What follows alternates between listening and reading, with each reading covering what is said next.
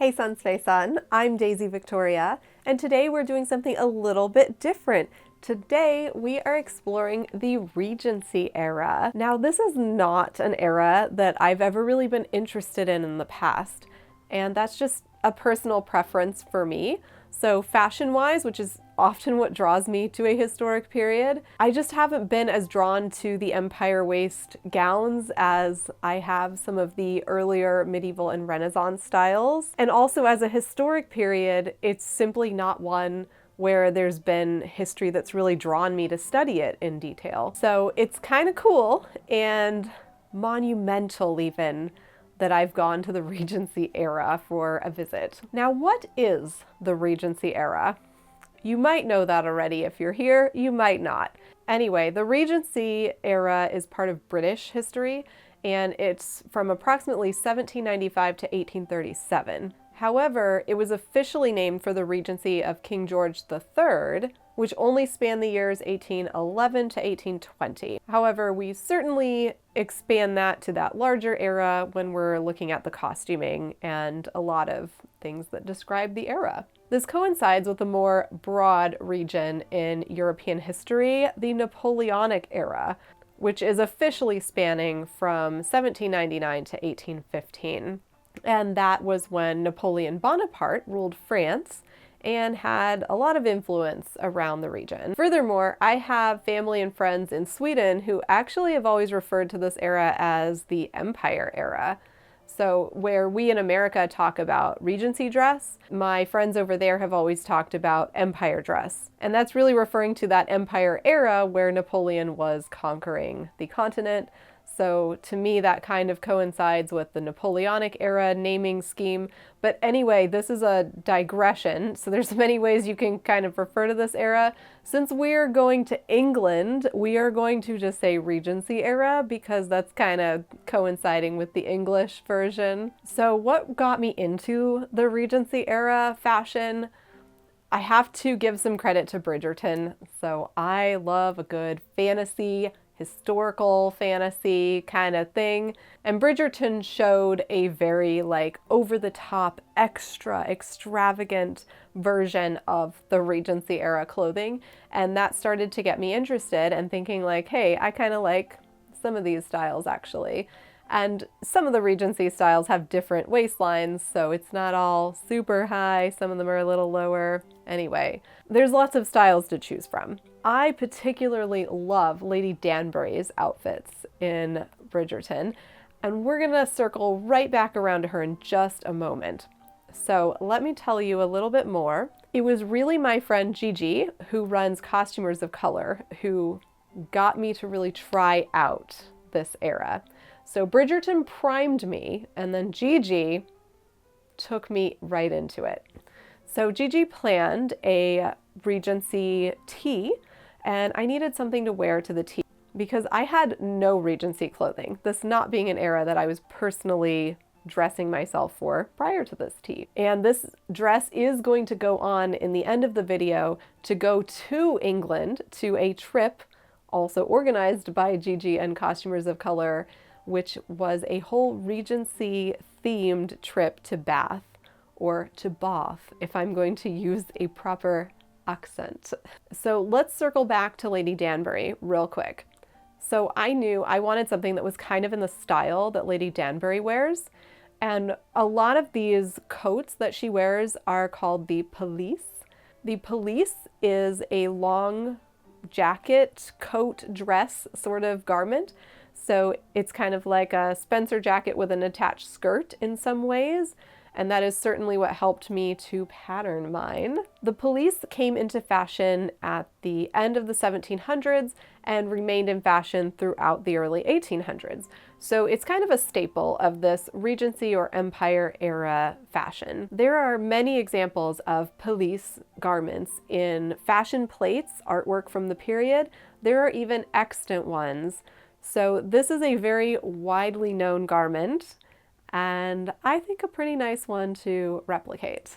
So looking at all of these Lady Danbury images, I definitely was sure that this is what I wanted to make. I had to pick a fabric, and I actually happen to have a fabric that's kind of this mauve pink color, that I thought might be nice for my pelisse. It seemed like it was just the right amount of fabric to work, and it's always nice to use up something from your stash, so we're going to go with that one. As far as the type of fabric, I think it's a type of like sateen. It's certainly very satiny, but more of like a sateen than a satin. And I have no idea where it came from. It came to me through a fabric trade of some sort, and so I can't tell you provenance, but maybe it'll inspire you for using any type of similar fabric. Now, when we go Regency, or a new period that we haven't studied before, there are lots of resources available, right? I can use Janet Arnold's Patterns of Fashion, my go-to for anything that she's studied. I've used Janet Arnold's Patterns of Fashion for years. In this case, there are also other patterns available, and I decided instead of doing such a from scratch draft, I would go with a black snail pattern because they already have a Spencer that looks pretty much exactly like Lady Danbury's outfits. The only thing is that it needed a skirt attached. So in the pattern images, it's actually worn over a dress, so it kind of looks like it has a skirt because the dress under is the same fabric as the Spencer. However, I'm still getting a skirt, but I'm doing an attached skirt. And I'll show you as you see me put it together. The skirt is actually really simple. I just did it as a rectangle, and then I pleated the rectangle in the back onto that Spencer jacket. And because the way the Spencer fits, it kind of dips down in the back a little bit, so the waist is a little bit lower in the back than the front. It works really well. It just kind of happens to work great with the drape that you get from pleating that rectangle in the back only. And also because it's open in the front, it also lends itself well to that drape. So I'm going to show you throughout this video, the bulk of it is making the pelisse, which is the Spencer jacket with the attached rectangular skirt. And then we're going to go on toward the end and add a little something to it. So let's start out making the pelisse for the Regency tea party. First step is cutting out all of the pattern pieces. So not really too much to say here. The pattern pieces are included in the pattern. So you've got the bodice, you've got the collar, you've got the sleeves, you've got a waistband with a peplum in the back. My fabric is pretty sturdy with a little bit of body to it, so I am skipping the interfacing and just letting this fabric do the job on its own here. Also, as you can see, I have laid out all of my pattern pieces and pinned them to my fabric before cutting any of them out. And that is because I had a very small amount of fabric, so I wanted to make sure that everything fit and I had the right amount of fabric before I started cutting out all of my pieces.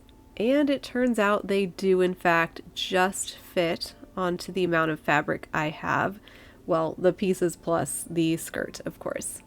The assembly involves first sewing the darts into the front of the bodice and attaching the front to the back, the side backs to the center back, and we have to sew two parts of the sleeve together. So we have the two-piece sleeve style where we have the upper and the under sleeve. We need to attach the shoulders of the bodice and then sew the sleeves into the arm size that are thus formed. Here I am fitting the bodice before I've attached the sleeves just to make sure everything is the right size. And here I am fitting the bodice with a sleeve. Note that is before I've gathered the sleeve, so that's why it was like a weird pokey up part. So now that I've fitted all of that, I'm going to actually prep it for sewing. Before sewing that on, I have a facing for the front, and that facing is important because we will see the inside slightly of the front when it's not all the way hooked or buttoned together in the front. So that facing is the same fabric I used for the bodice, and I'm just pinning it here on the opening. I'm also attaching the collar during this step, so I'm sewing the collar right sides together, so that way I can turn it right side out and it will look very nice. Now that collar is attaching onto the pelisse bodice before I completely pin that facing. Anytime you have a curve, it helps a lot to clip those curves so that way they will turn nice and smooth. So once I have the collar prepped, I'm going to pin that onto my pelisse. And here I'm realizing I didn't sew my shoulder seams first. How silly. So we're back with the shoulder seams sewn. That helps quite a lot. So we are attaching the collar to that opening, starting at the point at the front and going all the way around to the point on the other side of the front. Now you can baste the collar on first here, or you can live on the edge and go ahead and pin that facing right there on top of it. This time I decided to sew on the collar first and then do the facing in the next step. So I'm taking that facing and pinning it here. Now the reason why I sewed the collar on first before the facing is so that the facing goes around the other side of the collar. So the collar is essentially sandwiched in between the actual front and the front facing. I prepped the peplos very much the same way that I prepped the collar. I sewed the two sides of the peplos, right sides together, clipped the curves, and then that gets turned right side out also.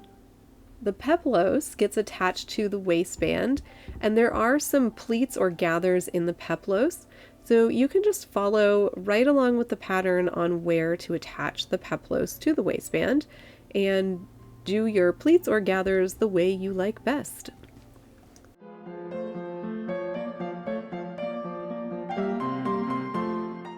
Next, it's time to attach the waistband onto the jacket. If you have a cat, the cat might help you in this step.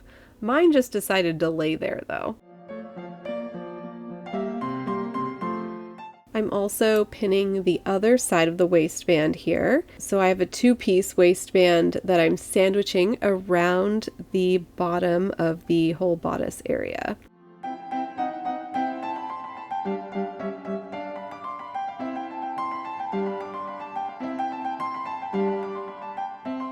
And here I'm trying that on. I think it looks really good and I'm really happy and excited to move forward. So remember how we need to attach the sleeves to the arm size? I actually didn't do it yet. I figured it'd be easier to work with just a smaller amount of fabric to do all these bodice steps. Now it's time to attach those sleeves. The sleeves are gathered only on the upper sleeve portion, not the lower. So it's a pretty easy way to know where to put the gathers. And then I'm matching them up to the arm size. Now, again, since there's a pattern, it does show you where to match them up. But as a rule, you can always kind of find the underarm portion of both the sleeve and the jacket and match those up together and go from there.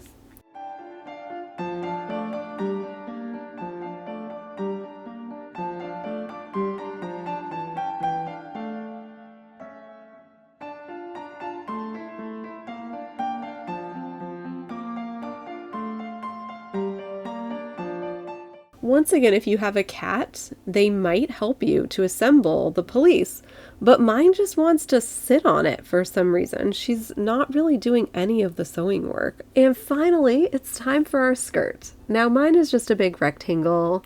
It's two widths of my fabric, so those are sewn together in the back. I hemmed the front opening and I'm going to hem the bottom, and then I'm attaching it to the jacket or the bodice. So I'm attaching the front of it without pleats, and then I'm pleating the back.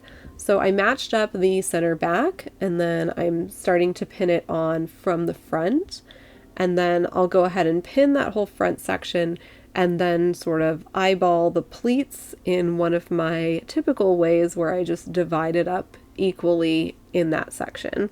So when I come to that section, what I like to do is find the center of each piece. So I've got one, and now I'm dividing it in half. And then once I divide that, I'll divide it again. The sort of difference here is that I didn't divide it quite equally in the first half, so I wanted to put a little bit more of the volume in the very back than I did in like the side back. And I did that by eyeballing it and then making sure it was the same on both sides. So very scientific method here. And then once I had those divided up, then I divided those in half and half and half again.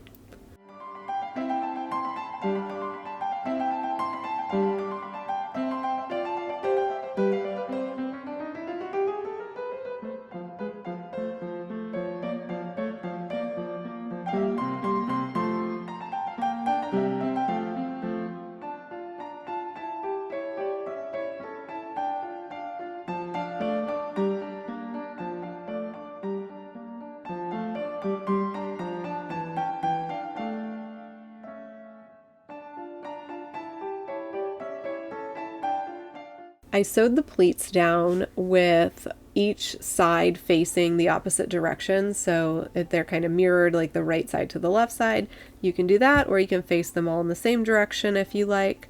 For this particular garment, I thought it looked nicer to mirror them.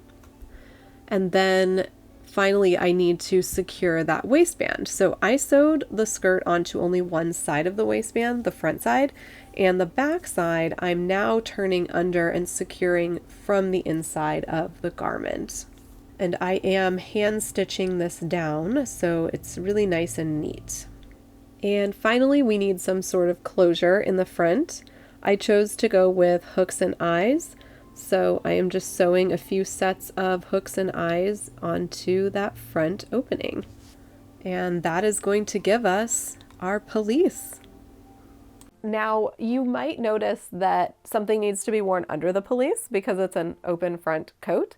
So the underneath dress that I'm wearing to the tea party is one I found on Amazon, of all places. Well, actually, Gigi found it on Amazon and showed me what it was, and I purchased it. So props to Gigi again. I guess she's really the enabler of me doing this style.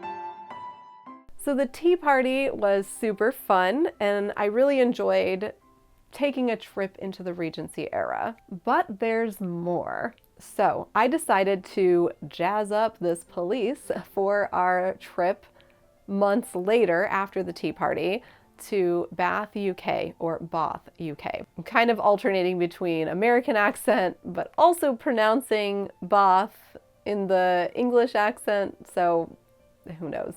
Both are fine, I guess. So in prepping for this trip, I needed to have a wardrobe, which I will show you guys in another video. So I did film the trip to Bath, and I will be happy to show all of the outfits. But first, we are going to go through just the pelisse. So the pelisse was a little bit short, and I wanted to make it all the way long to the floor. So I decided to add a piece of trim. So I added a velvet trim to the very bottom of the pelisse, and I also decided to add some sparkly trim on top of that. So I have some trim that's embroidered with sequins, and that's been also sitting in my stash for a while. Time to use it. So I added that around the bottom, and then I had a thinner but very similar trim that I added to the front opening of the pelisse and to the sleeves. So that made my pelisse a little sparklier. I also styled it a little bit differently on our trip to England. There I wore it over a plain white dress, which I did make later on in prep for the trip out of a white eyelet cotton off of Amazon. That one I do know the provenance because I bought it for the project. And I also styled my hair differently, going for more of that cool diadem look. And it was a really fun outfit to wear promenading around Bath, UK.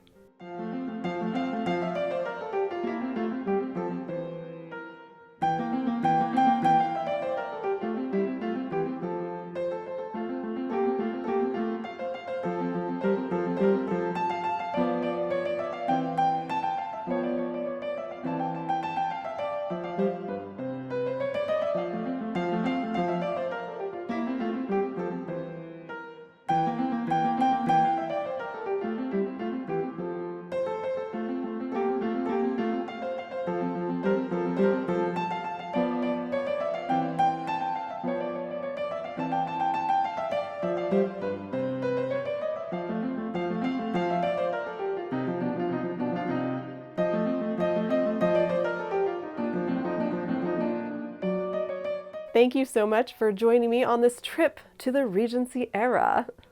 If you want to see more from the trip, I will be doing another video about all the outfits, my whole wardrobe. I didn't film making all the other outfits, I only filmed making this one because I was kind of in a rush to get the rest of them together. But we are going to see all of them being worn and styled. So check back for that video very soon. Please find me on all the social medias as Daisy Viktoria. My website is daisyviktoria.com. And thank you so much to my patrons over on Patreon who help to enable me to continue doing all these shenanigans. I hope you all have an absolutely magical day, and I'll see you again soon. Bye-bye!